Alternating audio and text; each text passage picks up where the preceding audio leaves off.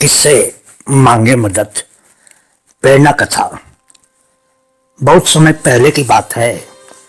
एक शहर के पास कबूतरों का एक बहुत बड़ा झुंड रहता था। उन कबूतरों का मुखिया बहुत ही समझदार और बुद्धिमान माना जाता था। जब कबूतरों के उस सरदार को आभास होने लगा कि वो अब मृत्यु के करीब पहुंच चुका था, तो वो बहुत चिंतित रहने लगा। उसको बस एक ही चिंता थी कि उसके मरने के बाद उसके समूह के कबूतरों का क्या होगा, क्योंकि वो जानता था कि उन कबूतरों में से कोई भी मुखिया बनने के लिए योग्य नहीं था।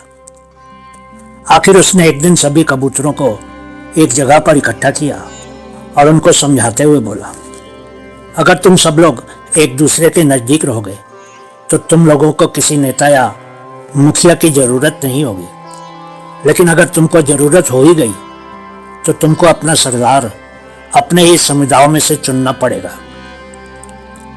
एक बात याद रखना कि कभी भी किसी अन्य समूह या समुदाय के प्राणी को अपने रहस्य मत बताना और ना ही उस बाहरी प्राणी को अपने किसी झगड़े में शामिल करना।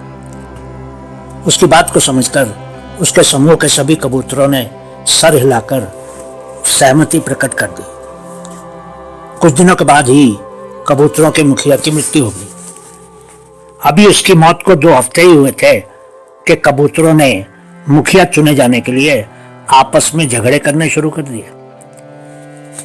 उनकी अपनी लड़ाई धीरे धीरे किसी तरह एक कौवे तक भी पहुंच गई। वो बहुत ही धूर्त कौवा था। उसने अपने मन में एक योजना बनाई।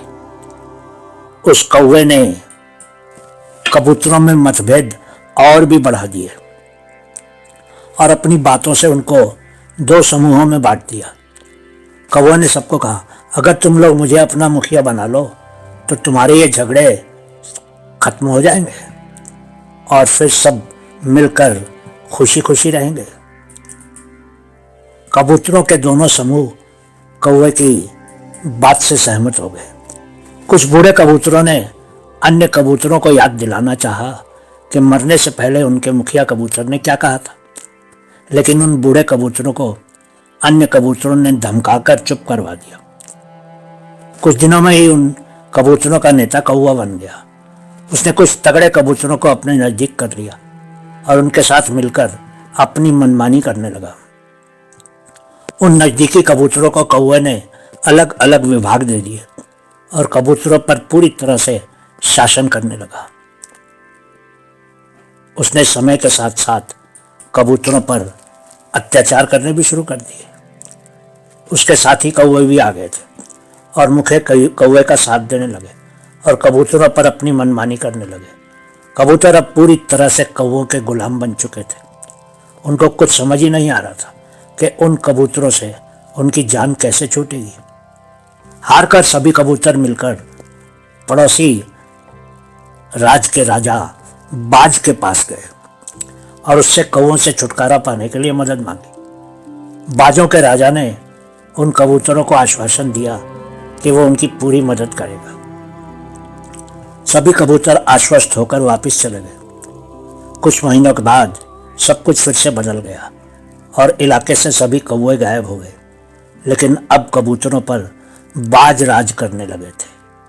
एक बार फिर से सोच रहे थे कबूतर कि अब किससे मदद मांगी जाए।